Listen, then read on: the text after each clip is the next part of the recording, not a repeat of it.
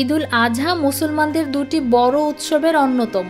ঈদুল আজহা পালিত হয় জিলহজের 10 তারিখ। এর 10 দিন পূর্ব থেকে অর্থাৎ জিলহজের 1 তারিখ থেকে কোরবানি দাতাদের জন্য চুল নখ না কাটা মুস্তাহাব। মুসলিম হাদিসের আলোকে উম্মে সালমা রাদিয়াল্লাহু তাআলা আনহু থেকে বর্ণিত, রাসূলুল্লাহ সাল্লাল্লাহু আলাইহি ওয়াসাল্লাম বলেছেন, তোমরা যদি জিলহজ মাসের চাঁদ দেখতে পাও আর তোমাদের কেউ কোরবানি করার ইচ্ছা করে, তাহলে সে যেন স্বীয় চুল ও নখ কাটা থেকে বিরত থাকে। হযরত আব্দুল্লাহ ইবনে আমর রাদিয়াল্লাহু তাআলা আনহু থেকে বর্ণিত, রাসূলুল্লাহ সাল্লাল্লাহু আলাইহি ওয়াসাল্লাম ইরশাদ করেছেন, আমি কোরবানির দিন সম্পর্কে আদিষ্ট হয়েছি, অর্থাৎ এই দিনে কোরবানি করার আদেশ করা হয়েছে।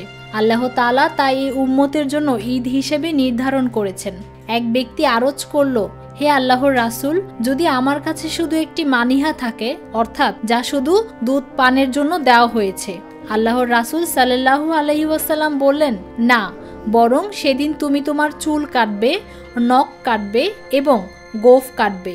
এটি আল্লাহর কাছে তোমার পূর্ণ কোরবানি বলে গণ্য হবে।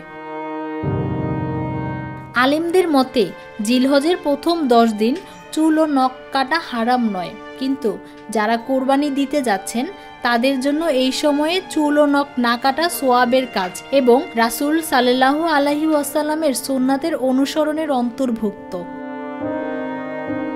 ফৌজিয়া আক্তার, নিরপেক্ষ নিউজ ডেস্ক।